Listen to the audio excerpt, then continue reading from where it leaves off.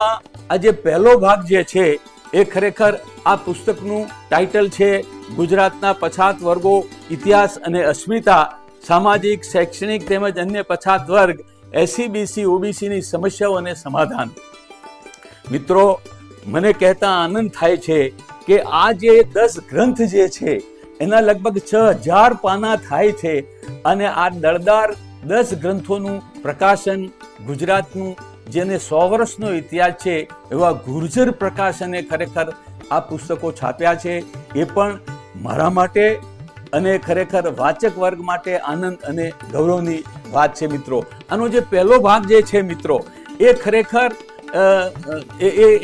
એ ભાગના કોળી, ચુવાડિયા કોળી, ખાંટ, દિવેચા કોળી, તળપદા કોળી, ગેડિયા કોળી, ઠાકોર, ઠાકરડા, બારિયા, પાટણવાડિયા, ધારાળા, આ જાતિઓનો ઇતિહાસ જે છે એ મેં પહેલા ભાગમાં લખ્યો છે. મિત્રો, મને કહેતા આનંદ થાય છે અને મેં શાસ્ત્રોના આધારે અને બ્રિટિશરોના ગેજેટિયરોના આધારે મેં પ્રસ્થાપિત કર્યું છે કે ગુજરાતની અંદર ઉત્તર ભારત અને રાજસ્થાનમાંથી અને સિંધમાંથી જેને મુખ્ય રાજપૂતો આપણે કહીએ છીએ, જેને ગોહિલ રાજપૂતો કહીએ છીએ, જેને જાડેજા રાજપૂતો કહીએ છીએ, જેને ઝાલા રાજપૂતો કહીએ છીએ, જેને આપણે ચુડાસમા રાજપૂતો, જે યદુવંશી રાજપૂતો છે, એમના રજવાડા સૌરાષ્ટ્રમાં સ્થપાયા.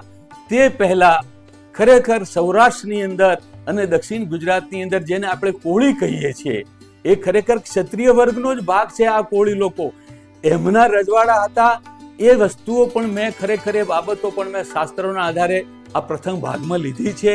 અને આ પ્રથમ ભાગની અંદર આપણા ત્યાં પાલવી રાજાઓ, 40 પાલવી રાજાઓ હતા. 40 પાલવી રાજવીઓના ટૂંકમાં મેં ઇતિહાસ લખ્યા છે.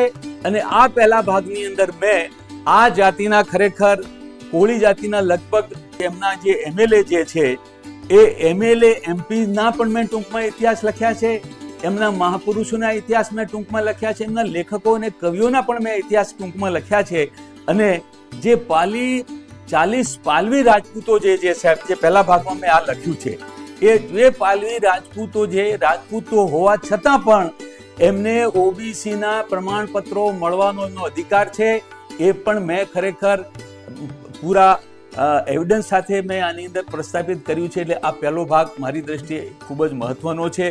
મિત્રો, મેં આપને જણાવ્યું કે મુખ્ય પ્રવાહના રાજપૂતોએ સૌરાષ્ટ્ર જીત્યું તે પહેલા ત્યાં કોળી ક્ષત્રિયોના રાજવંશોનું શાસન હતું.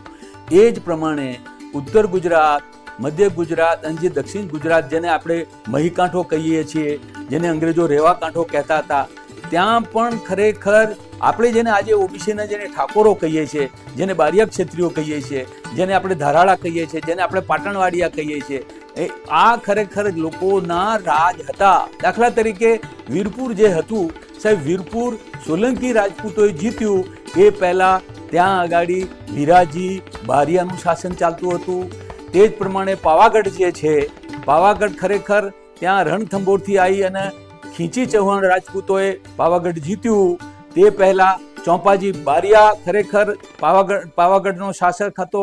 એ પ્રમાણે ઉત્તર ગુજરાતનું આજનું આપણે જેને માલપુર કહીએ છીએ, એ રાઠોડોએ જીત્યું. તે પહેલા ત્યાં આગળ માલાજી ખાંટનું ખરેખર રાજ ચાલતું હતું.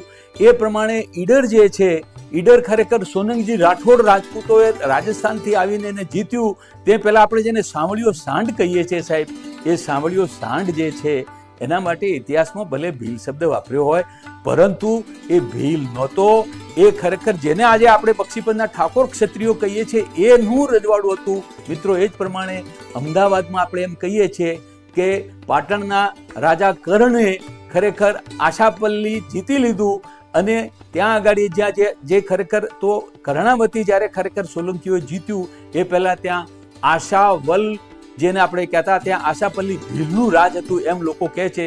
ખરેખર આશાપલ્લી કોઈ આ ભીલ નહોતો, એ પણ ઠાકોર હતો અને ખાંટ જાતિનો ઠાકોર હતો. એમ મારે એટલું જ કહેવાનું છે કે મારું જે ખરેખર આ જે ગ્રંથ 1 છે એની અંદર મેં આની વિગતવાર ચર્ચા કરી છે કે આ સમગ્ર ગુજરાતની અંદર ઠાકોર ક્ષત્રિયોના તમામ જગ્યાએ શાસનો હતા, તમામ જગ્યાએ એમના રજવાડા હતા. અને આ રજવાડાઓ પછી પાછળથી ઉત્તર ભારતમાંથી, રાજસ્થાનમાંથી અને સિંધમાંથી આવેલા રાજપૂતોએ જીત્યા. એ પહેલા એમનું શાસન ચાલતું હતું. એની વિગતવાર દસ્તાવેજી આધારો સાથે મેં આ ગ્રંથની અંદર મિત્રો ચર્ચા કરી છે. જ્યાં સુધી છે